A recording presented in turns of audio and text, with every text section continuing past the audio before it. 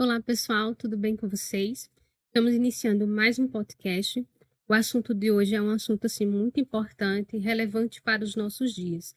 E agora, para iniciar, eu vou apresentar a você o pessoal que vai estar com a gente agora. Aqui do meu lado direito está o meu esposo, o Olá, Emanuel. tudo bom? Aqui à minha frente está a irmã Daniele. Olá. E aqui à minha direita, no canto, está o irmão Alan. Olá a todos. Espero que Deus possa dirigir esse podcast aqui e seja uma bênção para a vida de cada um de vocês. E agora nós vamos orar para convidar o Espírito Santo para estar conosco. Então oremos. Senhor Deus eterno Pai, em nome do Senhor Jesus Cristo, nós te oramos pela misericórdia e graça do Senhor Jesus. Nós rogamos mais uma vez ao Senhor que o auxílio do Espírito Santo seja presente entre nós aqui, capacitando a todos nós, nos concedendo discernimento espiritual, as palavras corretas para que a gente possa transmitir de maneira objetiva e clara essas verdades, nos dando sabedoria, nos ajudando a nos esvaziar do nosso eu, dos nossos conceitos, para ser preenchido com teu Espírito e tua palavra. Que o Senhor conduza tudo aqui e prepare os corações, não só os nossos, mas daqueles que irão assistir esses vídeos. E que em todas essas coisas o Senhor prevaleça, que o Senhor também possa afastar o mal daqui, e tudo isso seja para a honra e glória do Senhor. Nós te oramos em nome do Senhor Jesus Cristo. Amém. Amém.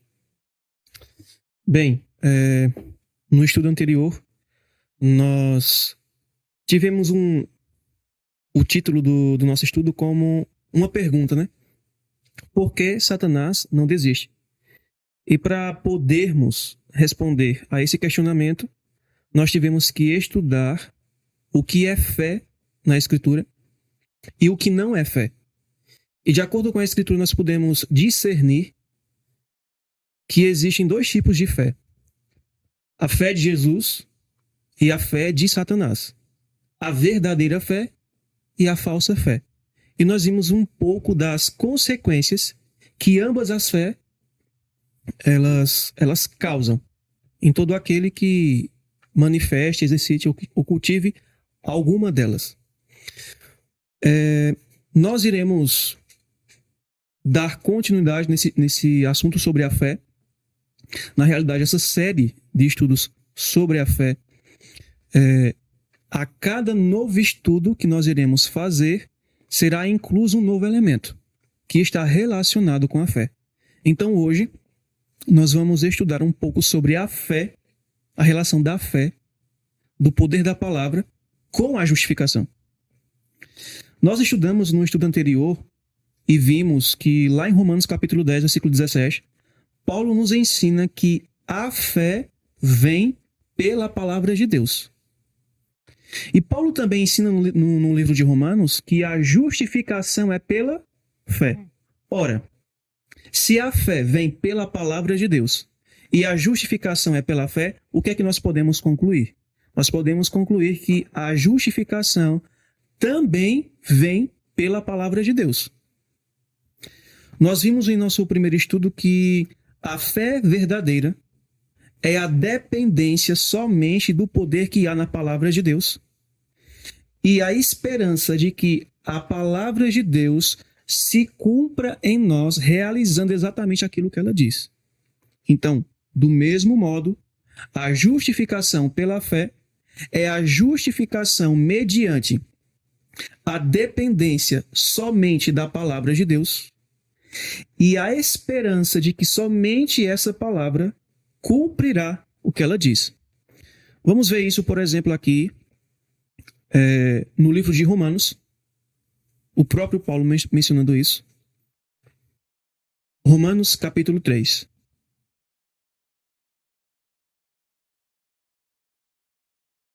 Romanos capítulo 3. A partir do versículo 23. Vejam o que Paulo declara. Romanos 3, a partir do verso 23. Porque todos pecaram e estão privados da glória de Deus. Verso 24. Sendo justificados livremente pela sua graça através da redenção que há em Jesus Cristo, Aí no versículo 25, Paulo diz: a quem Deus estabeleceu. Então, notem, Deus estabeleceu Cristo. Para quê? Ele continua: para ser uma propiciação através da fé no seu sangue, para o quê? Declarar a sua justiça pela remissão dos pecados que são passados na paciência de Deus. Vejam, na criação, Jesus falou e tudo se fez. Ele ordenou e tudo passou a existir.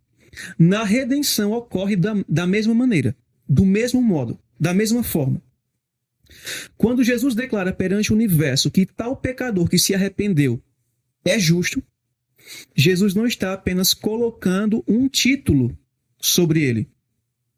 Jesus também está, de fato, tornando esse pecador injusto numa pessoa justa. No momento da justificação, Deus não apenas imputa a justiça de Cristo, mas ele também transmite ou comunica essa justiça. E assim, ele torna o pecador injusto numa pessoa justa. Olha o que diz o livro de 2 Coríntios. 2 Coríntios, capítulo 5. Existe um poder que acompanha a justificação. E esse poder é o poder da palavra de Deus. Amém. Então, quando Jesus ele declara o pecador injusto numa pessoa justa, quando ele diz assim, você é justo, quando ele justifica, ele está declarando a pessoa justa. Então, no momento em que aquela pessoa é declarada justa, o poder da palavra, que há na palavra que Cristo proferiu, torna aquela pessoa justa. 2 Coríntios, capítulo 5, verso 21. Paulo diz assim: porque aquele que não conheceu o pecado, está falando de Cristo, ele, Deus o Pai, o fez pecado por nós. Ou seja, Deus fez Cristo pecado por nós. De que forma? Quando Cristo ele toma sobre si os nossos pecados e iniquidades, ele está se tornando pecado por nós. Então o texto diz, porque aquele que não conheceu o pecado, ele o fez pecado por nós. Com qual objetivo? Para que fôssemos declarados, é assim que está escrito? Não. Para que fôssemos feitos justiça de Deus nele. Ou seja, para que fôssemos criados, feitos, transformados, tornados em pessoas justas. Quando Deus declara que o pecador injusto é justo, nesse momento ocorre um milagre. E esse milagre é o milagre do novo nascimento. A pessoa de fato é tornada justa. Quando Deus declara que tal pecador injusto é justo, imediatamente a palavra se cumpre. Por quê? Porque ele falou e tudo se fez. Ele ordenou e tudo passou a existir. A palavra pronunciada por Cristo, quer criando ou redimindo, é a mesma. Então, quando ele declara, repito, quando ele declara um pecador injusto como sendo justo, naquele exato momento em que a palavra foi pronunciada, foi proferida, ela se cumpre. E imediatamente aquele pecador injusto é tornado ou transformado ou feito numa pessoa justa. Daí eu pergunto, será que de fato nós fomos ou somos justificados pela fé? Se nós continuamos sendo pessoas injustas, se não manifestamos em nossa vida e no nosso caráter a justiça de Cristo, será que nós somos de fato pessoas justificadas pela fé? Ou será que nós estamos sendo justificados pelas obras? Ou por uma falsa fé.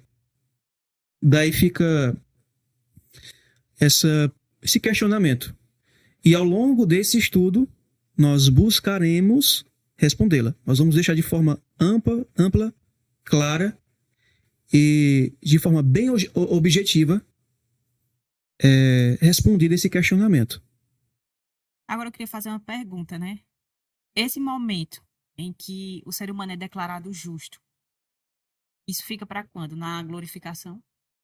Não. É no momento em que ele se rende de fato a Cristo. Agora, se eu digo que aceitei a Cristo, mas eu não rendi de fato o meu eu a ele, então eu não fui justificado.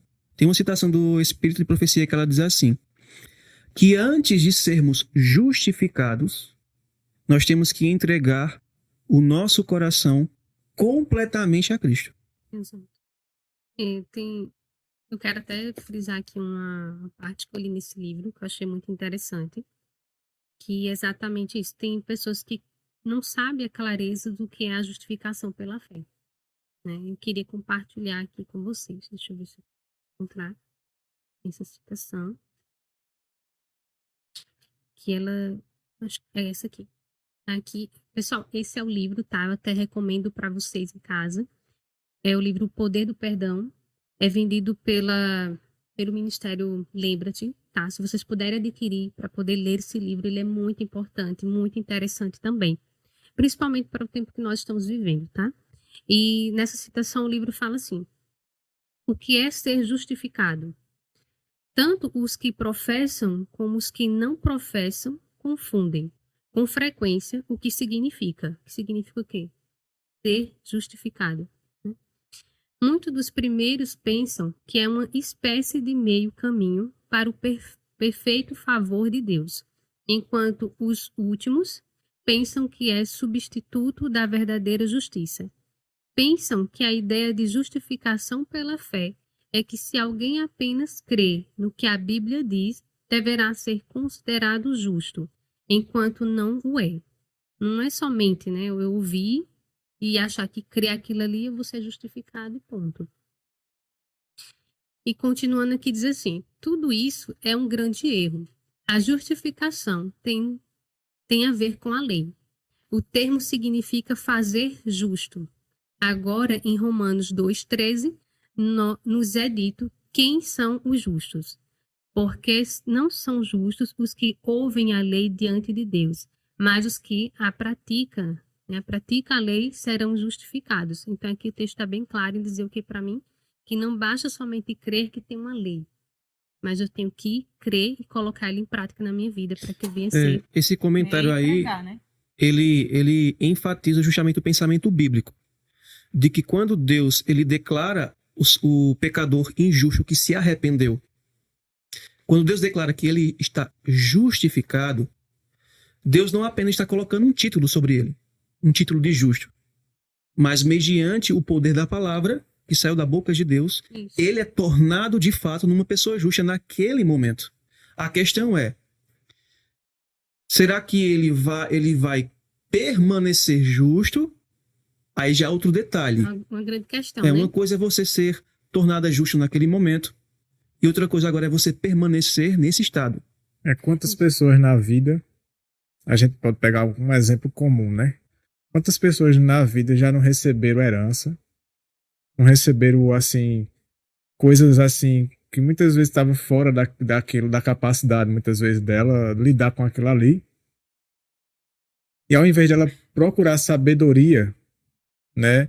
Por exemplo, um indivíduo ele recebe R$1 milhão e ele era um assalariado. Aquilo é muito para ele.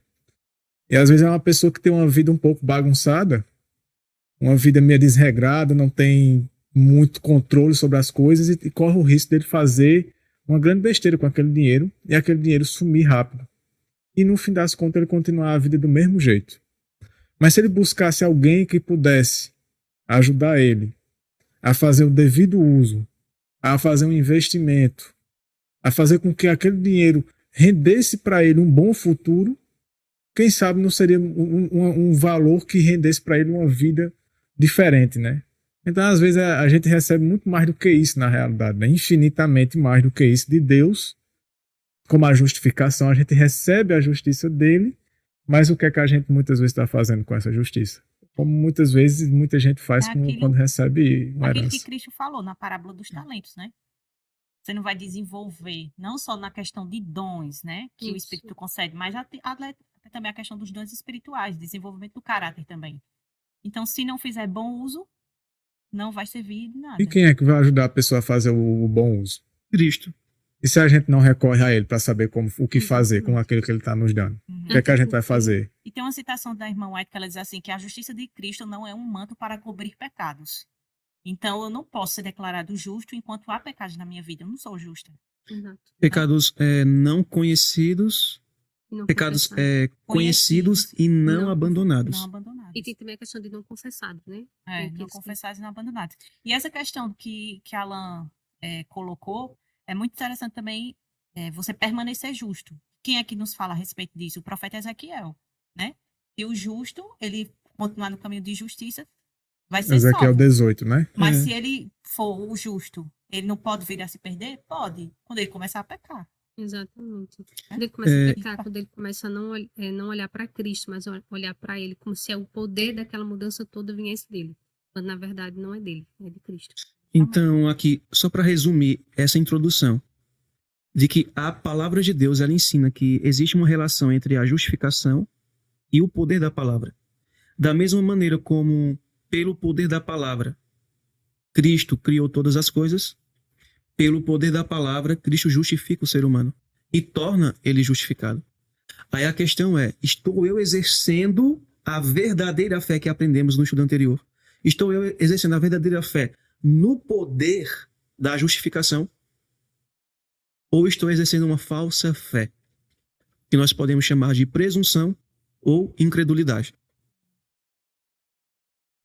Sobre essa questão, eu mencionei anteriormente, eu também queria fazer uma leitura sobre isso, porque é como acho que Emmanuel comentou, se eu não me engano, no estudo passado, que muitas vezes quando a gente escuta essa questão da vitória sobre o pecado, viver sem pecar, isso é uma meio que agressiva até aos nossos ouvidos, que a gente fica pensando como é que isso é possível, né? E a gente viu que isso é através da fé. Só que a partir do momento que a gente vai entendendo que devemos depender de Deus para que possamos vencer, então isso vai se tornando mais claro na nossa vida, né? Porque fica parecendo algo, digamos assim, inalcançável. Mas o que é que me guarda de pecar, né? Primeiro a gente tem que ler aquele texto que tem em João, texto bem conhecido, João capítulo 3, não, 1 João capítulo 3, verso 9. 1 João 3. 3, 9.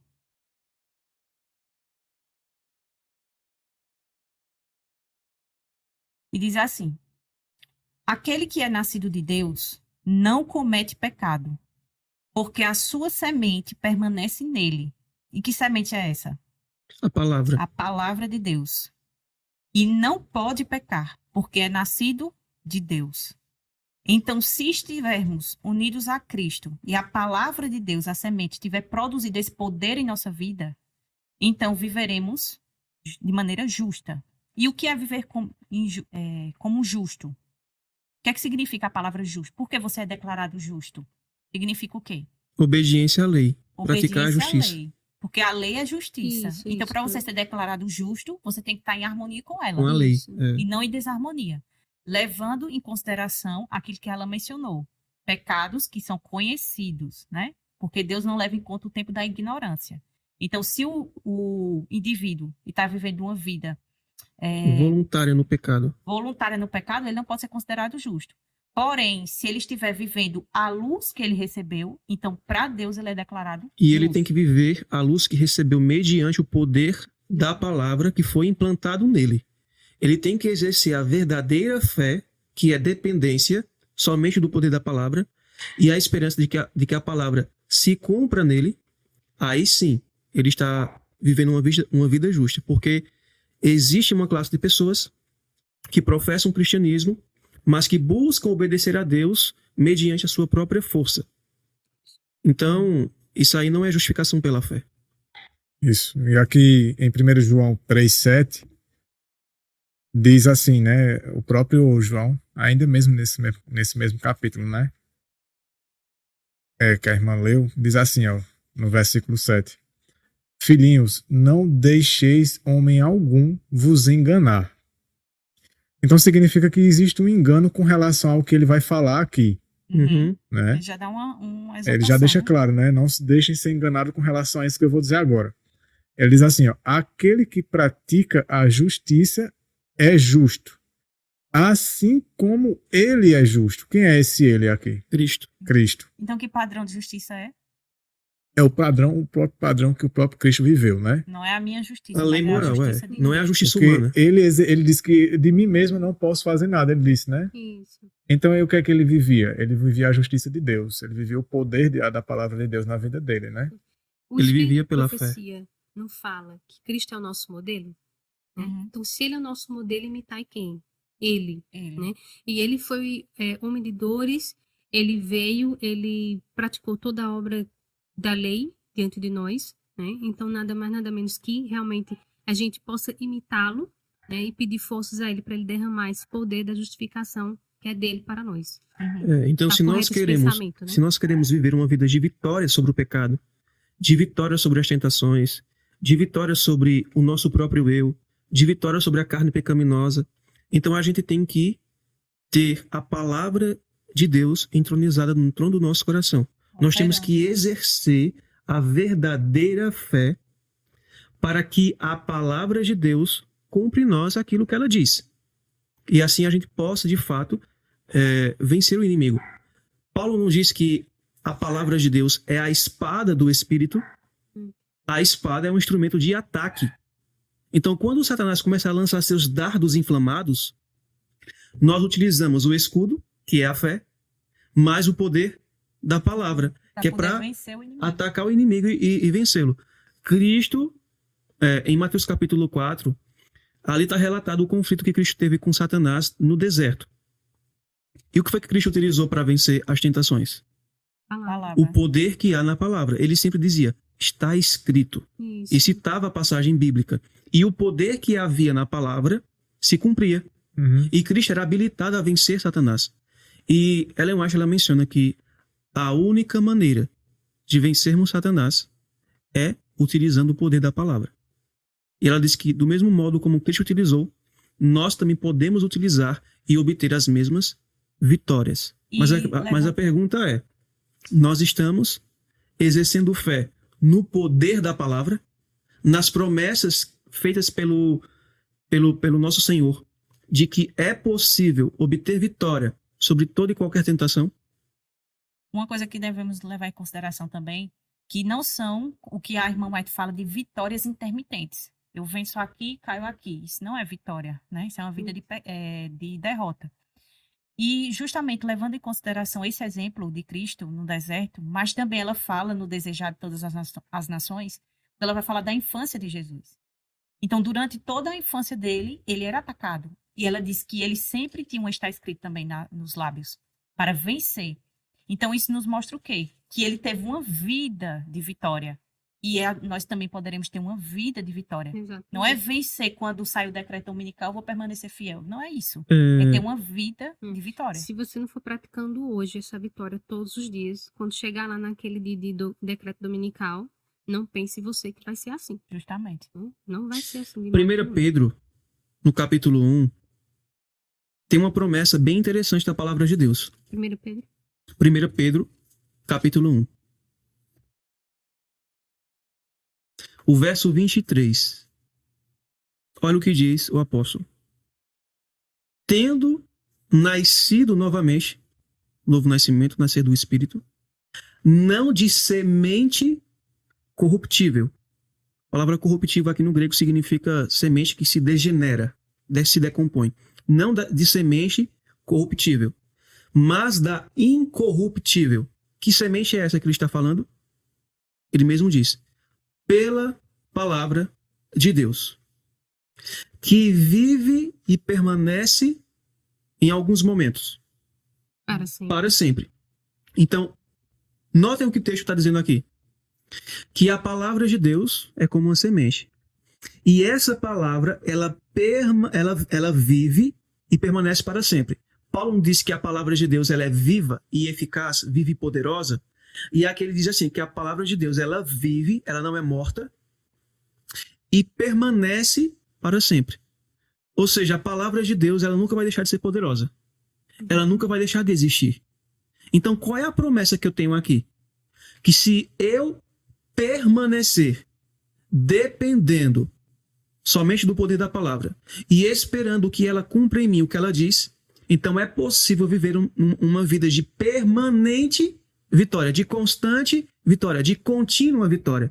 Isso sim é a santificação. Não é o que é ensinado hoje. A santificação é você obedecer aqui, mas daqui a pouco você cai. Não, mas você levanta e depois cai. Não, não é isso que a palavra de Deus nos promete. Deus nos promete uma vitória permanente, constante.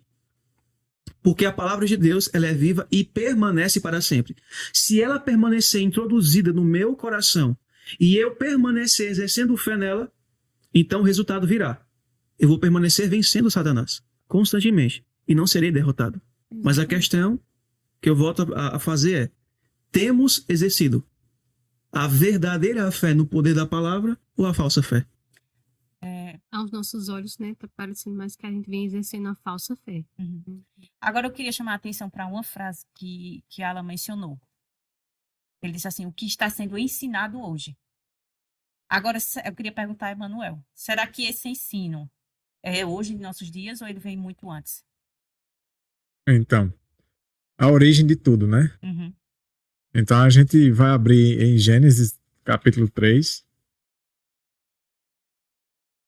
E a gente vai descobrir, apesar de, né, eu vou dar uma observação aqui, de que esse problema ele começou no céu, né? O problema do pecado começou no céu. Então esse problema começou com Lúcifer. E não há uma razão para isso. A gente nunca busca a razão para o pecado. Porém, quando Lúcifer ele passa a exercer desconfiança na palavra de Deus, porque o que é que acontece? Lúcifer agora ele começa a querer estabelecer um raciocínio próprio com relação à palavra do próprio Deus, né? E a gente vai ver que ele trouxe isso para a Terra. O problema que ele causou lá e que não foi aceito lá, ele trouxe para a Terra. E aqui na Terra aceitaram esse problema. Então é isso que a gente vai ver agora, né? Vamos ver como tudo originou-se aqui na humanidade, que é o mais importante a gente saber. Então a gente vai ler aqui no capítulo 3 a origem do problema, né? Vamos ler alguns versos. Primeiro, o versículo... Vamos ler do verso 1. Gênesis, né? Gênesis capítulo 3, versículo 1. Vamos ler do verso 1. A gente não vai ler o capítulo inteiro não, mas vamos ler algumas coisas. Veja. Diz assim no verso 1. Ora, a serpente era mais sutil do que qualquer animal do campo que o Senhor Deus havia feito. E ela disse à mulher, sim, Deus tem dito, não comereis de toda a árvore do jardim. Veja que interessante, né? Ela já começa fazendo o quê? Mentindo. Já começa mentindo. E a mulher disse à serpente, nós podemos comer do fruto das árvores do jardim. No verso 3, mas do fruto da árvore que está no meio do jardim, disse Deus, não comereis dele, nem o tocareis, para que não morrais. O que foi que a mulher fez aqui? Um acréscimo. Satanás, ele distorceu, né? Ele distorceu e ela acrescentou. Mas eles estão usando a palavra de Deus ou não? Uhum. Eles estão usando a palavra de Deus. Misturada com erro. Então Eva já começa errando aqui, né? Distorcendo o que Deus falou, acrescentando. E Satanás mentindo. Antes de você concluir, Eva tinha experiência ou não com Deus? Uhum. Ela tem sido criada pelo próprio Deus e ela tem experiência com Deus e ela ainda cai o quê? No engano. Olha que coisa. Esse é o perigo Essa- da gente ter contato com o inimigo, né? E dá ouvidos a ele. Dar Dá ouvidos a ouvidos. ele. Esse Porque- contato a gente tem que ter em mente que não é que nem nos filmes, né? Aquela coisa Coisas assombrosa, né? sobrenaturais, né? É. Mas é o contato com a mentira, né? É algo Isso. sutil. É muito sutil. Porque o verso Muito. inicia assim: ora, a serpente era mais sutil do que qualquer animal. É. Uhum, E aqui Satanás não está se apresentando na forma dele, né? exato. Ele está tendo um intermediário aqui. A gente pode entender que a própria serpente é um intermediário. É assim que Satanás sempre age. Aí continuando, no verso 4. E a serpente disse à mulher: certamente não morrereis. Nesse momento, a serpente anula a sentença de Deus, anula a palavra de Deus, a afirmação, né, de que Deus disse que iria morrer. E aqui, Satanás está lançando para ela uma nova proposta. Está lançando para ela uma ordem diferente da de Deus. Ou seja, Deus disse isso. Não, não é isso não. Não se preocupe, é isso que vai É acontecer. um novo evangelho, né? É o novo evangelho. É o evangelho do não se preocupe. Venha Faz o como que Tudo Estáis, vai dar certo. né? Não Venha se como preocupe. estáis E e não se permanece. preocupe. Não se preocupe com o que vai acontecer. Não vai acontecer o que Deus disse. Né? E o que acontece? Porque, aí no verso 5, né? Porque Deus sabe que no dia em que dele comerdes, então vossos olhos serão abertos e vós sereis como deuses, conhecendo o bem e o mal. Então a proposta era que ele estava... Vê que interessante. Satanás aqui está praticamente dizendo algo para Eva como se ela fosse alguém inferior. Como se ela já não fosse demais, né? E ela já era assim, principalmente em comparação ao homem principalmente a eles mesmos após a queda. Que eles após a queda já eram superiores a nós. Imagina eles antes da queda. Né? Muito E Satanás mais. está dando a ela uma nova proposta de vida, né? Uma nova ordem. Né? Você ser feito à imagem e semelhança de Deus não é o suficiente. Você Não é precisa ser como suficiente. ele. E Você veja, precisa né? desejar o que eu desejei. Isso. E olha que interessante. Eu nunca tinha parado para analisar esse ponto, essa palavra aqui. E vós sereis como deuses. Não é nem como, né? Aquela coisa grandiosa, como deuses, com poder. Ele já inventa uma categoria de algo que não existe, né? Isso. Então, Satanás aqui está trabalhando com a mentira o tempo todo, né? Embora usando a palavra de Deus. Aí, Eva, no verso 6, diz assim: e quando a mulher viu que a árvore era boa para alimento e que era agradável aos olhos, e uma árvore a ser desejada para fazer alguém sábio, ela tomou do seu fruto e comeu, e deu também a seu marido, e ele comeu com ela. E os olhos de ambos foram abertos, e eles souberam que estavam nus. Aí, e cozeram folhas de figos, e fizeram para si aventais. Tem um comentário aqui do Espírito Profecia, que eu marquei bem pequenininho, mas bem forte, que diz assim, só que é comentando o verso 4, né? Que diz, Satanás, está no Desejado de Todas as Nações, página 118, diz, Satanás procurara infundir no espírito de Eva a ideia de que Deus não faria aquilo que dissera. Satanás procurou colocar essa ideia na mente dela de que Deus não ia fazer aquilo. É o que a gente estava comentando anteriormente. Não se preocupe. Deus não vai fazer o que ele E falou. punir. Deus não vai lhe punir. Né? E aí, voltando, aqui diz que então eles cozeram folhas de figos e fizeram para si aventais. Eles viram que as coisas agora de uma nova ótica, né? A inocência acabou. A inocência acabou. E eles agora quiseram cobrir o erro deles da maneira deles, né? Fazendo com que a glória que eles perderam, porque eles perdem a glória nesse momento, agora eles enxergam a eles mesmos de uma maneira diferente e então querem cobrir aquela vergonha, né? Que eles estavam agora enxergando. Mas até aqui ainda não é a questão. Embora a gente vai voltar logo logo a essa questão das folhas de figo, né? Deles terem se coberto, o que significa isso espiritualmente, simbolicamente, a gente vai voltar a falar sobre isso já já. Diz no verso 8, após acontecer esse erro deles, que eles ouviram a voz do Senhor, Deus, andando pelo jardim no frescor do dia. E Adão e sua mulher se esconderam da presença do Senhor Deus entre as árvores do jardim.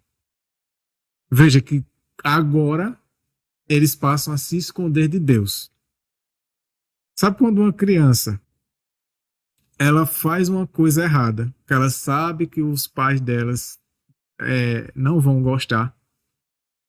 Ela geralmente faz o quê? Ela chega no pai, olha, eu quebrei aqui a televisão. Ela se Ela esconde. esconde. Eles se escondem. Ou ela se esconde, ou ela esconde O que o que quebrou? ela, E o que ela quebrou, o que ela fez, né, de errado. Então essa foi a reação deles. Agora, pensa, se um pai ou uma mãe cria um filho, dizendo a ele de que se ele errar, ele não se preocupe, né, que ele admite o erro dele, que ele não será punido de tal forma que ele precise ter medo de admitir o erro que ele cometeu. Então, a probabilidade dessa criança, se ela cometer o erro, ela vai se lembrar como que os pais delas tratam ela quando ela comete erros, né? Então, aqui o que acontece? Como eles já estavam com a mente deles desconfigurada, ou seja, a configuração original que Deus deu foi distorcida por Satanás, então eles agora só pensam na punição. Agora Deus vai vir atrás da gente para punir a gente. Esquecem o amor, né? Isso. E veja Deus- que foi bem rápido, né? A configuração aí de mudança foi bem rápida. Instantânea. Uhum. Na mente deles agora, Deus está vindo atrás da gente para nos punir. Porque isso foi o que Satanás lançou na mente deles, né? Causou, no caso, é a consequência. E aí, no verso 9 diz assim: o Senhor Deus chamou Adão. Ele disse: onde tu estás? E ele disse: eu ouvi a tua voz no jardim, Adão dizendo a Deus, né? E tive medo, porque eu estava nu e me escondi. Interessante aqui é a irracionalidade dele no momento. Tão inteligente que ele era, nesse momento ele foi tão irracional. Porque Deus não é onipresente e Deus não é onisciente. Deus vê a gente como se a gente estivesse nu diante dele. A gente não esconde nada dele. Ele sabe de tudo, ele vê tudo. E a gente não faz a mesma coisa hoje. A gente começa, principalmente os pecados que ninguém está vendo, a gente acha que Deus não está vendo.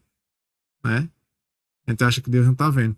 E a gente muitas vezes não vai até Deus confessar esses pecados, como fez Adão. Porque essa é a consequência do pecado. Essa é a consequência, ou seja, é isso que causou o pecado no homem. Né? Ter essa natureza de recuar, de ir até Deus. Então é necessário que agora Deus vá até o homem. Você vê que aqui não é Deus mais que busca, não é o homem que busca a Deus, é Deus que busca o homem. E ele disse assim, no verso 11, e ele disse, Deus, né, a Adão: quem te contou que estavas nu? Tu comeste da árvore da qual eu te ordenei que não comesses? Deus agora está buscando tirar de Adão o arrependimento, a confissão, né? Deus está buscando, porque não é Deus quem influencia o homem a se arrepender e confessar. E aí, olha a resposta de Adão, no verso 12. E o homem disse: a mulher que tu me deste para estar comigo, ela me deu da árvore e eu comi. Ele respondeu o que Deus queria? Não. Não. Ele perguntou: quem te contou que tu estavas nu? Ele não fala. Ele perguntou: tu comeste? Ele está perguntando. É como se Deus estivesse dizendo: Adão, eu quero saber de você. Exato. A gente não faz isso ainda Uhum. hoje, É. né? Se tiver num grupo e nesse grupo acontece um problema e alguém vem para saber o que aconteceu, qual é a nossa reação imediata? Fulano que Ó, fez. fulano, A gente faz a É. mesma coisa que Adão fez. foi fulano, viu? Não fui eu. E muitas vezes a pessoa é culpado. Principalmente quando alguém que foi afetado por aquele problema vai de um em um, sozinhos. Porque quando tá na frente de todo mundo, aí é até mais difícil, né, de você acusar o outro. Mas quando vai na pessoa sozinho, é mais fácil de dizer, não, eu sabia que não era para fazer isso, mas fulano, né, induziu a gente, influenciou. Então aqui Adão, ele passa a cometer o que a gente vai estudar agora, né? A gente vai analisar melhor. Ele fez a justificação própria dele. Aqui Adão agora passa a exercer a justiça própria. Aquilo que ele recebeu de Satanás. Ele recebeu de Satanás uma prática que não existia. Porque no governo de Deus, no governo do universo, a ordem que prevalece somente é a de Deus. A justiça que prevalece é só a de Deus. Somente a justiça de Deus, somente a palavra, somente a lei de Deus é que é aceita no governo de Deus. Não é somente a constituição de Deus. Porém, Satanás lança a proposta para eles e eles aceitam. Eles acatam, né? E, consequentemente, o que é que acontece? Quando eles ouvem a palavra de Satanás, o que foi que aconteceu nesse momento? Eles passaram a descrer na palavra de Deus. E passaram a tornar o quê? Deus mentiroso. Né? Passaram a tornar a palavra de Deus mentira. Uhum. Porque se Deus disse que iria acontecer, por que eles acreditaram no que Satanás disse?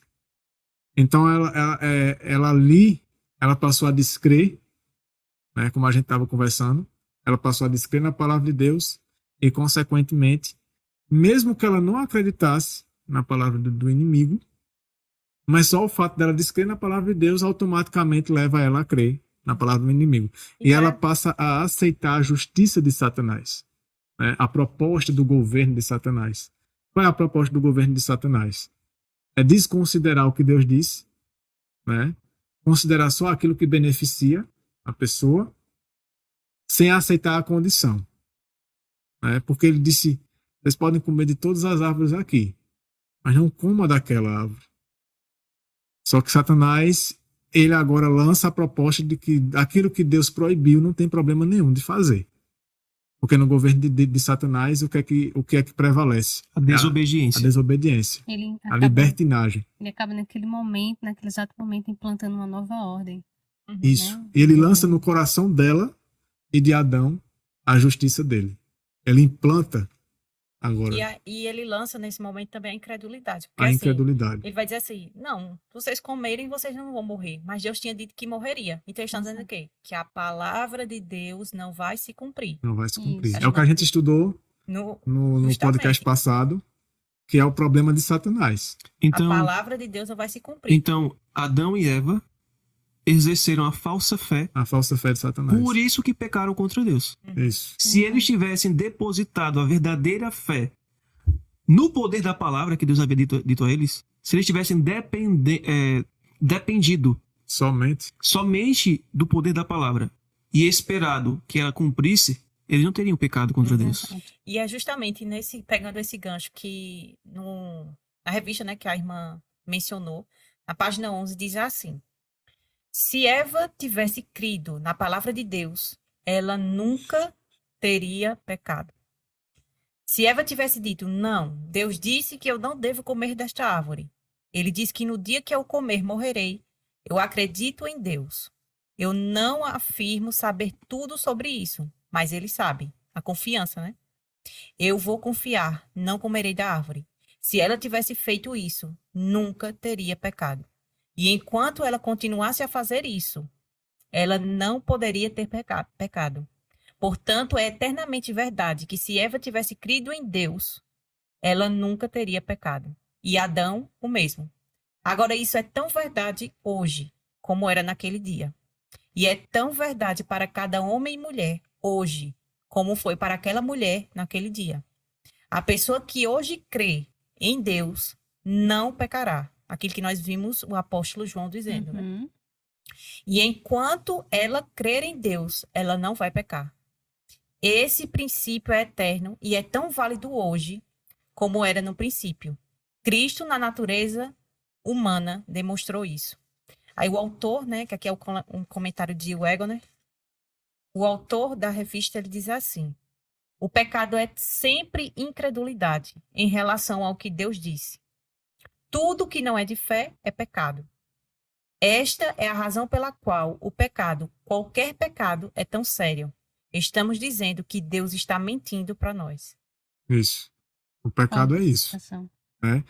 E aqui, no momento que Deus pergunta o que foi que aconteceu, um começa a jogar a culpa no outro. Então eles começam a exercer o quê? A justificação própria. Ou seja, começa a justificar o pecado. E essa justiça ela não é válida diante de Deus. Né?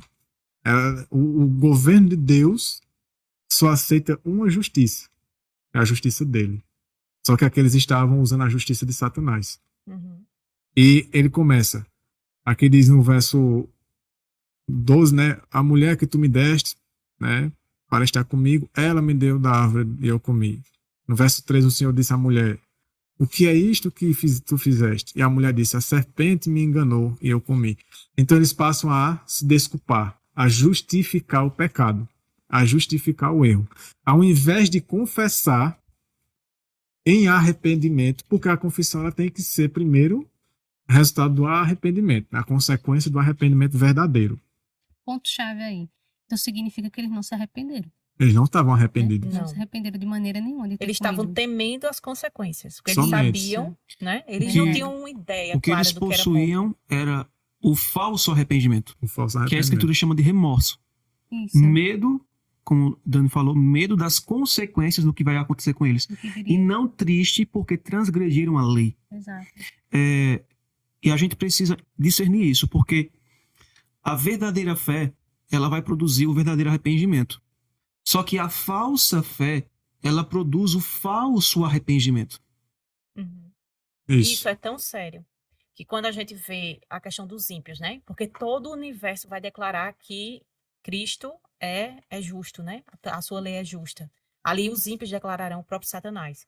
Mas o que é que diz o espírito de profecia? Que se fosse concedida nova chance, eles teriam a mesma vida. Uhum. Então veja como é um caráter amadurecido à semelhança do de Satanás, né? É. Que mesmo que haja um reconhecimento, mas não há uma mudança, não opera no coração da pessoa o arrependimento. É dito no Espírito de Profecia que no céu, Satanás, ele buscou se arrepender. Ele buscou chegar em Cristo e dizer que estava arrependido. Mas eu vou dizer com minhas palavras, né, resumindo muito. Cristo pôde ver no coração dele de que não havia um verdadeiro arrependimento ali. Ele não estava arrependido por ter traído Deus, por ter entristecido Deus, por ter causado mal, né? Por ter ido contra a palavra de Deus, contra a ordem de Deus. Mas ele estava arrependido porque ele estava com medo de perder o cargo dele, a posição dele, as honras que ele tinha, os benefícios que ele tinha. Uhum. Não por amor a Deus, era o arrependimento dele. Agora, não E- só na questão do pecado, mas a gente poderia fazer uma aplicação também ao não pecado. De que forma? Vou explicar. Às vezes a gente deixa de cometer algo por medo do que as pessoas vão falar. Isso é uma falsa justiça, é uma Isso. justiça própria. É uma justiça própria. Não, porque eu não quero ser pego em pecado. Minha reputação não é Pensando o em amor si a mesmo, Deus, Isso, mas é. pensando em nunca si mesmo. pensa- Esse é egoísmo. Isso é Isso, egoísmo. nunca pensa no... de Deus. Não, pensa logo em si própria, né? Em si. Minha reputação. É, Se eu as não pessoas vou- souberem... Consequências. As Isso. consequências. No caso, por exemplo, no caso de José, quando ele estava sendo tentado todos os dias pela mulher de Potifar, o que é que veio na mente dele que ele A falou? primeira coisa. Cometeria eu tamanha maldade contra meu Deus e pecaria contra ele? Então, isso não era egoísmo, isso era amor. Isso. Agora, quando sou eu, tô sendo tentado, eita, eu não vou adulterar, porque se eu adulterar e me pegarem, as pessoas vão verem que eu cometi esse adultério, vão me chamar de adúltero.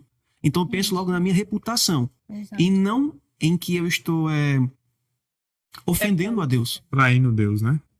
Isso. E aqui a gente ainda continua que a consequência do homem, né, falando de modo genérico, Adão e Eva, desculparem e não confessarem sua culpa, né? Confessarem que Deus está certo e que eles estão errados, e que Satanás está errado, é que agora eles aceitaram, né, a palavra do inimigo, se apegaram a isso, e agora se apegaram à justiça própria. Aprenderam, e agora eles começam a justificar. E enquanto o homem tiver isso, reter isso em si, a única solução é o que Deus dá aqui, no verso 15. O homem agora ele não tinha mais capacidade de voltar atrás. Ele não tinha mais força. O poder que ele tinha antes foi desconfigurado, né? Ele perdeu. No verso 15 diz assim, essa é a promessa de Deus com relação ao problema deles, ao problema que agora a humanidade tinha, né? Daí em diante. Ele diz assim, Deus dizendo, e eu colocarei inimizade entre ti e a mulher, e entre a tua semente e a sua semente. Deus está falando isso aqui para serpente, né? Na verdade está falando para Satanás, né? E aqui é a promessa de que Deus colocaria no ser humano uma inimizade contra Satanás. E essa inimizade, consequentemente, faria com que o homem rejeitasse essa justiça própria.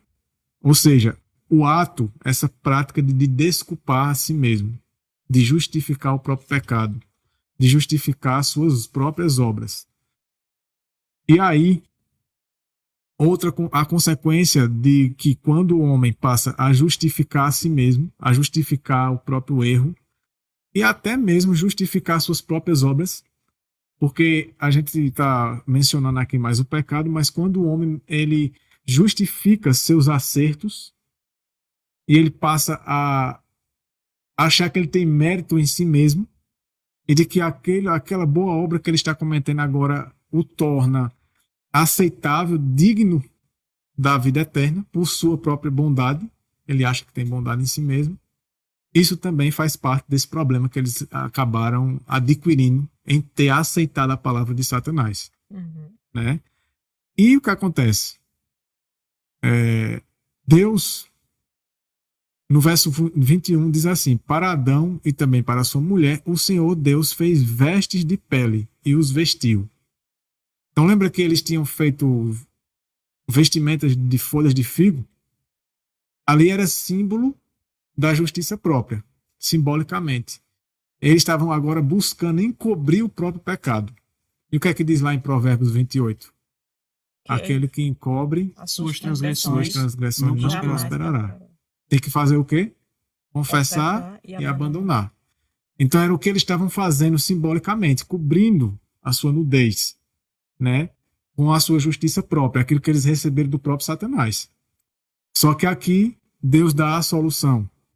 Deus tira essa justiça própria e coloca vestes de pele, né?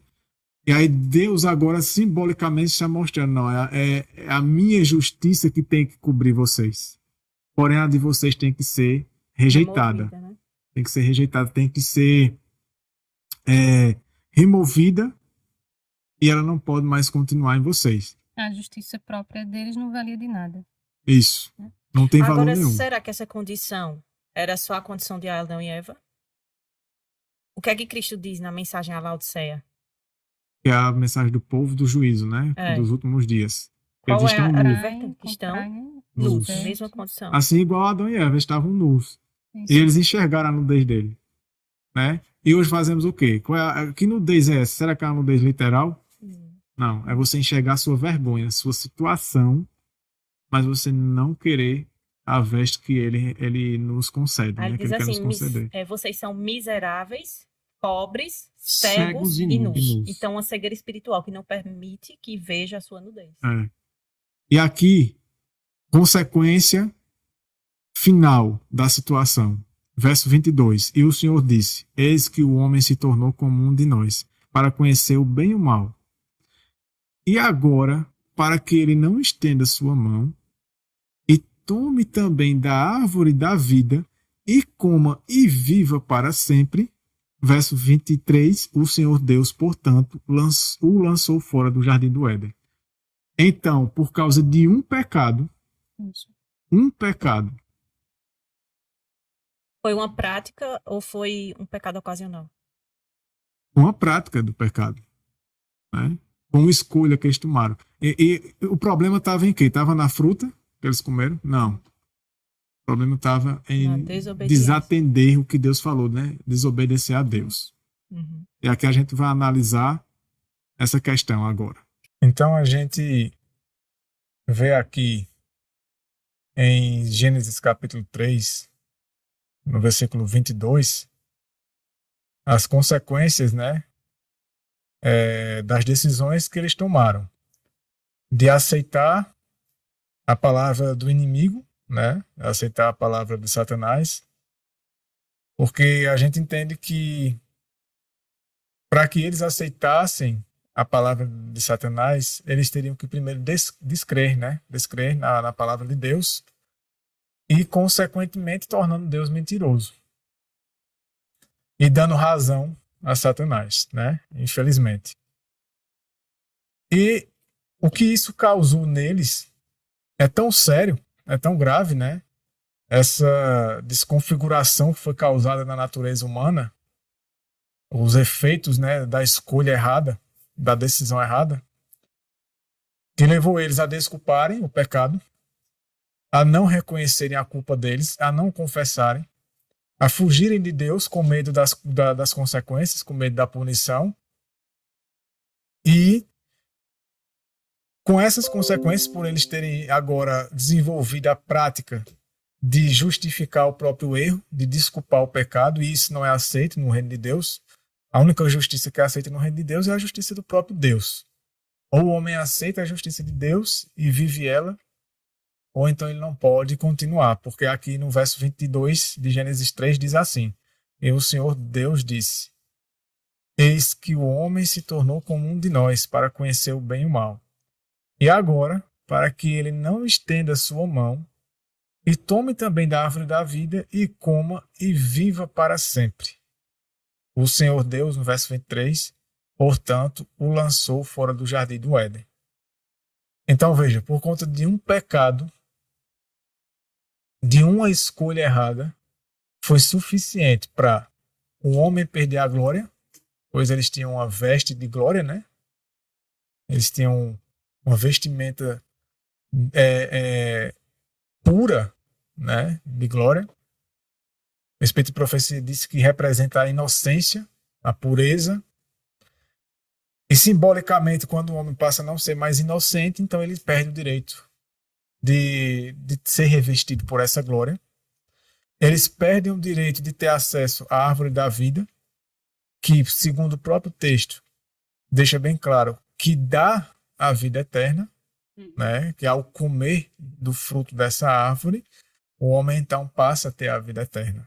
Né? Embora em Apocalipse a gente tenha um detalhe de que essa árvore ela daria o fruto todo mês, seriam 12 frutos por ano, mas seria o bastante o homem ter só acesso pelo menos uma vez, e ele saberia que a partir dali ele teria acesso àquela fonte, e aquela fonte daria a ele a vida eterna. Por quê? Porque Deus não pode aceitar que o pecado seja imortalizado. Né? O pecado ele não pode ser imortalizado.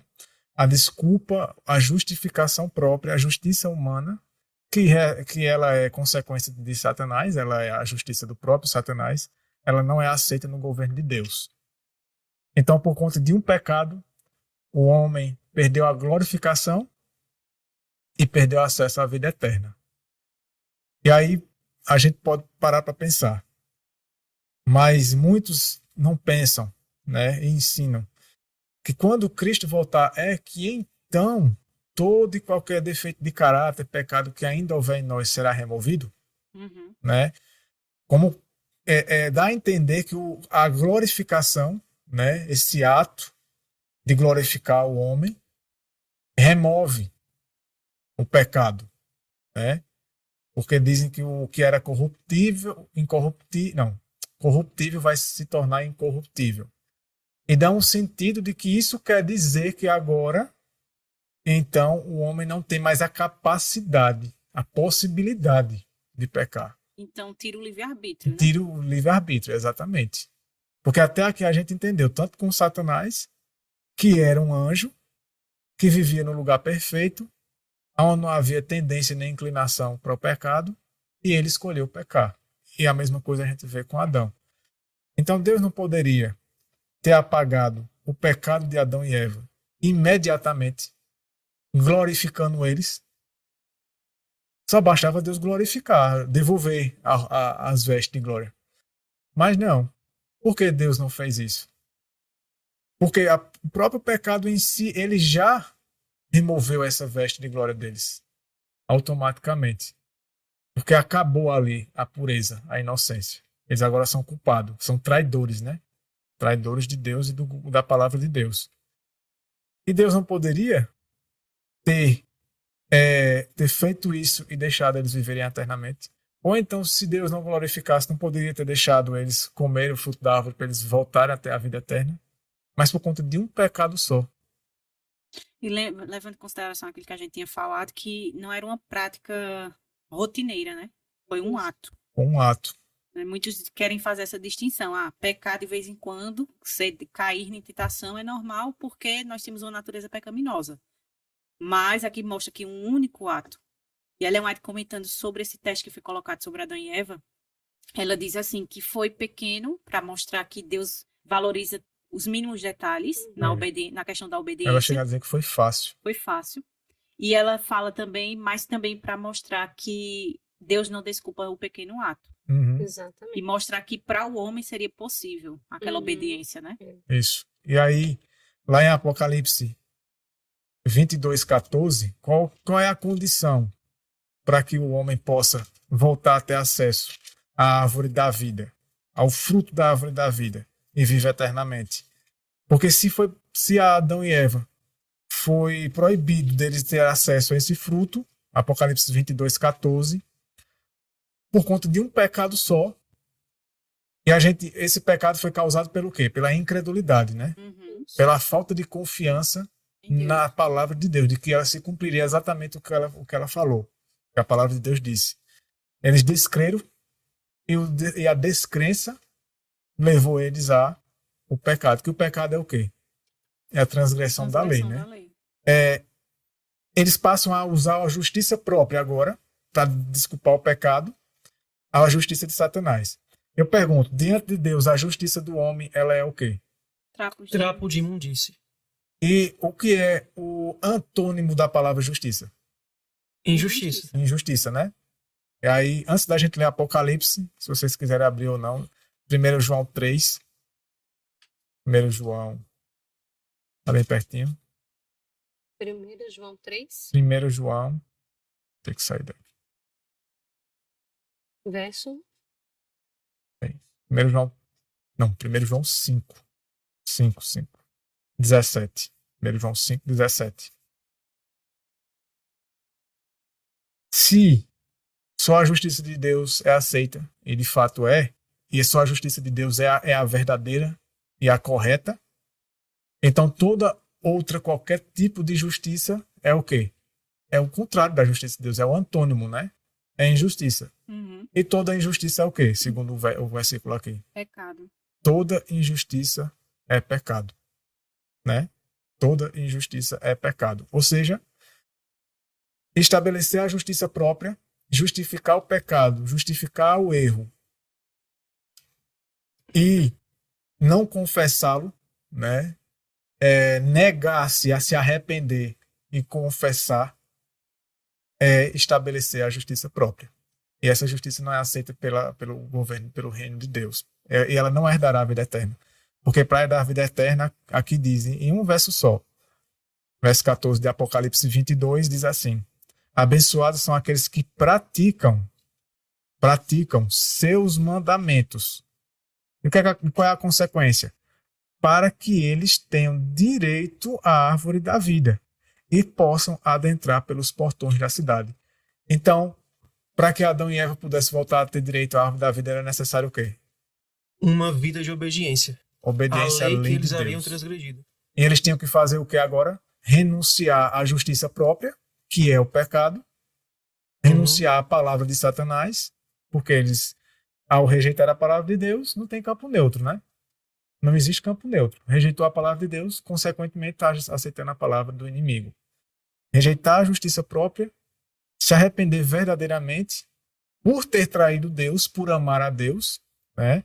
Por amar a Deus, por temer a Deus e respeitar e reconhecer que só a justiça dele é justa, é verdadeira e é aceita. Só essa. E é segura, né? Então, ele tem que passar por esse processo, tem que entender esse processo e voltar à lealdade à justiça de Deus. Complementando isso que você falou, né? Acerca da condição que é dada para aqueles que herdaram a vida eterna. E no diálogo que Jesus tem com o jovem rico, ele dá a mesma condição, né? Isso. Aqui no Mateus, capítulo 19. Capítulo 19. Isso, Mateus, capítulo 19, o verso 16 e 17.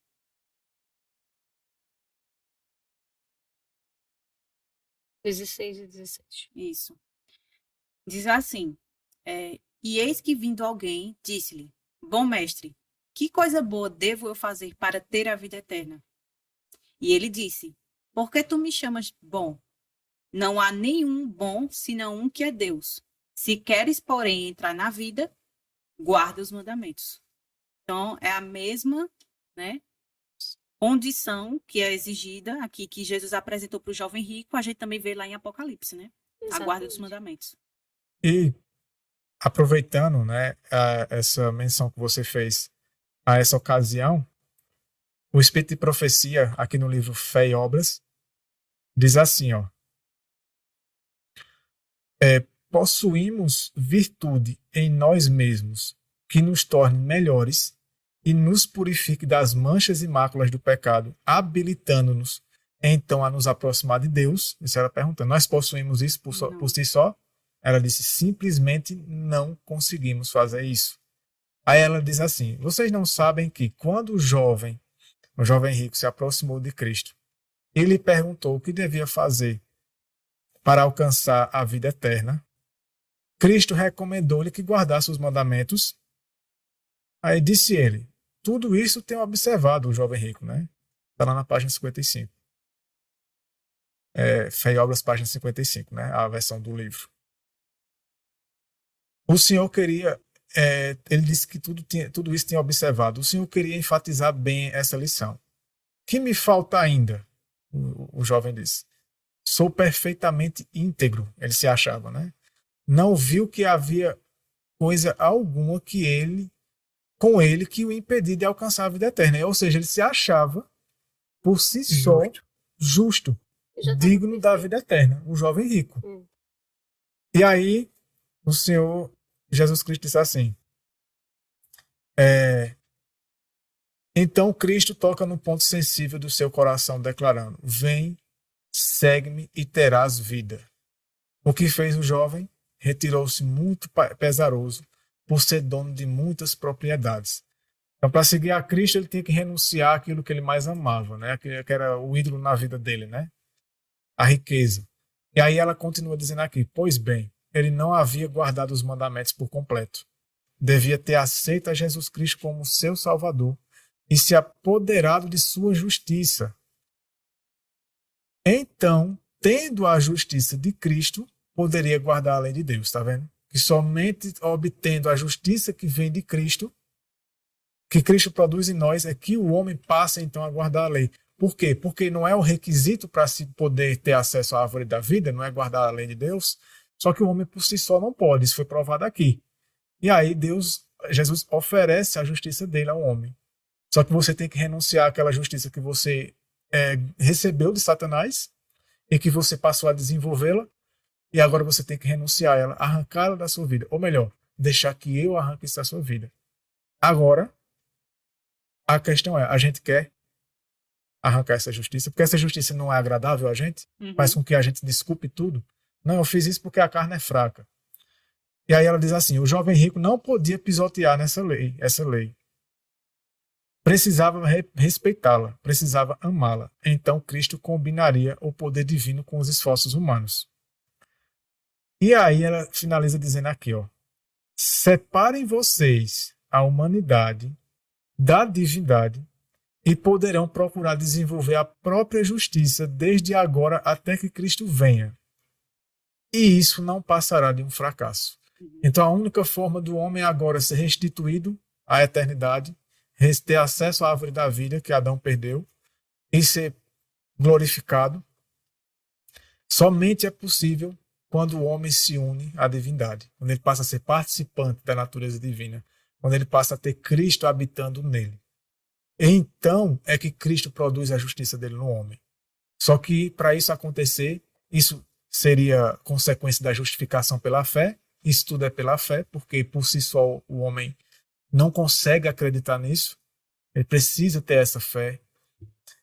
E só é possível quando ele renuncia à própria justiça. As duas justiças elas não podem existirem juntas, né? Não podem existirem juntas. Complementando esse texto que o irmão mencionou, né, sobre a impossibilidade do homem obedecer Por si só, né? por si só. Lá em Jeremias capítulo 13, verso 23, diz assim: Pode o etíope mudar a sua pele, ou o leopardo as suas manchas? Então podeis vós também fazer o bem, acostumados que estáis a fazer o mal? Uhum. Então é necessário essa inimizade que Cristo prometeu, para que o homem possa ser habilitado. Porque na Bíblia diz assim: infiéis, não sabeis que o amor ao mundo é inimizade com Deus? Então, quando estamos em amizade com Satanás, automaticamente somos inimigos de Deus. Então, por isso que é necessário essa inimizade ser posta no nosso coração, né? Ser desfeito esse laço com o inimigo, para que Deus possa habitar e nos habilitar. Aí sim podemos ter uma transformação do caráter. Aqui no livro, né, tem uma passagem, estava justamente procurando, porque eu li uma parte aqui, fala muito disso, né, de que a gente tem que deixar Cristo habitar em nós. E tem essa parte que eu gostei muito também. Quando percebemos que a vida que Cristo viveu há 2000 anos não é apenas creditada a nós, mas vivida em nós dia a dia. Isso muda a maneira de fazer escolhas sobre como viver. Se estivermos sempre conscientes que Cristo está em nós, nunca desejaremos desonrá-lo pelo egoísmo e pelo apreço pelo pecado. Nunca desejaremos. E esse livro diz que, assim como o Verbo se fez carne naquele tempo, o Verbo habitou em carne, ele diz que o Verbo precisa habitar novamente na carne. Qual carne? A nossa. A nossa. Então, o Verbo, para poder materializar aquilo que é escrito, aquilo que é a palavra dele em nossa vida, ele precisa habitar em nós.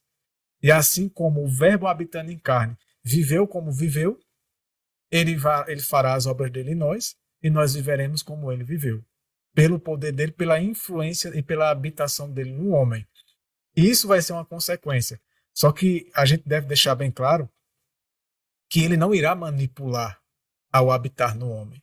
Tudo tem que ser consciente. Tudo tem que ser uma permissão, um consentimento do homem. Ou seja, o homem tem que aceitar cada passo que lhe é mostrado a ser dado. Deus, a gente está enfatizando muito o fato de Deus agir por meio do poder da sua palavra, operando a vontade dele. De fato. Só que o homem, ele tem que cooperar com Deus. Isso. Ele tem que permitir, tem que aceitar e exercitar a sua liberdade e escolha. Ele tem que decidir com que Deus opere nele. Isso. Falando sobre a questão de Adão e Eva, tem uma passagem, quando aqui no livro de Gênesis, no capítulo 3, fala sobre essa questão da nudez que eles possuíam. Tem uma passagem aqui nos Salmos, Salmo 104, e o versículo 1 e 2. Veja o que o salmista diz. Bendize, ó minha alma, ao Senhor. Senhor, Deus meu, como tu és magnificente, vestido de glória e majestade, coberto de luz como de um manto. Olha o que o salmista diz, que a roupa que Deus utiliza é uma roupa de glória, uma cobertura, um manto de luz. E no Salmo 8, quando Davi fala sobre a criação do homem, Davi diz que Deus revestiu ele de honra e glória. Então, Adão e Eva, quando foram criados por Deus, eles possuíam uma veste de luz, uma veste de glória, que cobria o corpo deles. Aí quando nós vamos para Gênesis capítulo 3, que eles pecam, no versículo 7 diz que os olhos de ambos foram abertos, ou seja, os olhos do entendimento. E eles souberam que estavam nus. Então eles discerniram, no momento em que pecaram, que aquelas vestes de glória, aquele manto de luz que eles possuíam, foi removido. Na Bíblia, vestes é sinônimo de caráter. Então aquelas vestes de luz que estavam sobre eles antes deles pecarem, simbolizavam o caráter puro, imaculado e irrepreensível que eles possuíam. Exatamente. Mas chama quando- de as vestes da inocência, Vestes de que inocência. eram inocentes. Mas quando eles pecam, essas vestes são removidas. E o que é que eles fazem? Percebendo isso, diz o versículo 7, e cozeram folhas de figos e fizeram para si aventais. Então, percebendo que cometeram o pecado e que não possuíam mais as vestes de luz, eles correram, pegaram folhas da figueira, cozearam e fizeram roupas para cobrir a nudez. Então eles estavam vestidos. E essas figueiras simbolizam a justiça própria, que provém de Satanás. Aí no versículo 8 diz assim: e eles ouviram a voz do Senhor Deus andando pelo jardim no frescor do dia. E Adão e sua mulher se esconderam da presença do Senhor Deus entre as árvores do jardim. Então percebam que quando eles transgridem, que perdem as vestes de luz, mas se cobrem com vestes artificiais que eles mesmos produziram, e Deus se apresenta no jardim para vir encontrar-se com eles, o que é que eles fazem? Diz que Adão e Eva se esconderam da presença do Senhor. Ou seja, eles perceberam que as vestes que eles mesmos produziram e estavam vestidos com ela, não era capaz de fazer com que eles permanecessem diante da presença imediata de Deus. Aí no versículo... E isso porque o caráter deles estava impuro agora. E porque para manchado. permanecer diante da presença de Deus, tem que estar inocente. Com um caráter inocente, com Íntegro. vestes de Sem luz. mácula, né? Sem Irrepreensíveis. E no versículo 9, Deus pergunta: e o Senhor Deus chamou Adão e lhe disse: onde tu estás? E ele disse: eu ouvi a tua voz no jardim e tive medo, porque eu estava nu e me escondi. Eu pergunto: Adão e Eva estavam nus? Literalmente, não. Não. Porque eles não tinham se coberto com as folhas de figo. Justamente, eles não haviam feito roupas para si e se cobriram. Mas por que ele declarou que estava nu? Porque ele estava se referindo às vestes de luz que eles perderam. Quando eles pecaram, que perderam essas vestes de luz, eles ficaram nus. Aí ele falou assim: olha Deus, o que Adão está dizendo aqui para Deus é o seguinte: olha, aquelas vestes que nós possuíamos, que tornava possível entrarmos na tua imediata presença, nós não mais possuímos ela. Nós estamos agora vestidos com vestes que nós mesmos fabricamos. Roupa artificial. E nós percebemos que não tem como adentrar na tua presença. Por isso que nós nos escondemos. Por isso que fugimos da tua presença. Agora, na volta de Cristo, o que é que os ímpios farão? Aí O veja mesmo só. que Adão e Eva fez. Aí. Se esconderão. Se esconder. Se esconder, Porque né? eles não podem mais agora estar na presença de Deus em pecado. Porque o consciência caráter deles... É despertada de que o caráter deles não é aceito na presença de Deus. E Não é com fez aceito. o quê?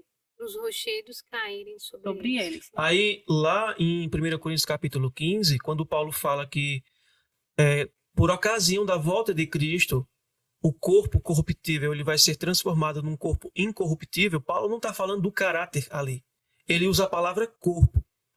E a palavra corruptível não significa pecado, defeito de caráter, como muitos têm ensinado. É aquela mesma que tu falou naquele verso que fala da semente. Justamente corruptível. é a palavra grega É a ali, se degenera, a né? degeneração do corpo, que envelhece, que envelhece, se deteriora. se deteriora. E quando a pessoa perde a vida, morre, ela vai apodrecer, vai se desgastar. É disso que está falando ali, que Paulo está falando, né? O Uhum. corruptível ali é o corpo que se Que degenera. se desgasta, que se envelhece. desgasta. É isso que vai ser glorificado e transformado. Justamente. Aí Mas quando muitos pregam que isso é o quê? O caráter que vai ser transformado. E é esse os defeitos do entendimento aí, caráter. Alan, é do dicionário grego, né? É, É o que a dicionário palavra grego. grega que está ali significa.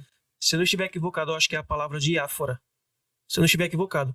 Mas ali no original grego, a palavra que foi traduzida para corruptível Tem esse significado. significa ser aquela degeneração, decomposição do corpo. Física. Então, os redimidos, eles não possuirão esse corpo que se decompõe. Eles vão possuir um corpo incorruptível, um corpo que não perece, que não vai se decompor. Um corpo glorificado, que era o mesmo que Adão possuía, mas Eva antes de pecarem. E é o corpo que Cristo passou a possuir depois que ele foi ressuscitado. Então ali Paulo está falando da transformação do corpo e não do caráter. O caráter tem que ser transformado hoje, durante o período de graça que Deus nos concedeu. Exatamente. E ela vai falar isso em lá Adventista, página 16, né? Que Cristo não muda o caráter em sua vida. Em sua Exato. vinda. A mudança deve ocorrer hoje. Os defeitos do nosso caráter, os pecados acariciados, os maus hábitos, eles devem ser abandonados hoje. Não é quando Cristo voltar. Porque quando ele voltar, ele não vai transformar o nosso caráter. Exato. Ele vai vir para glorificar o corpo daqueles que já tiveram caráter Um transformados, caráter que já amadureceu o fruto. que já amadureceu, que foi tornado a completa semelhança com o caráter dele. Ou seja, um caráter que houve a restauração plena da imagem de Cristo nele. Uhum. Ou seja, um caráter que Cristo conseguiu devolver à imagem dele.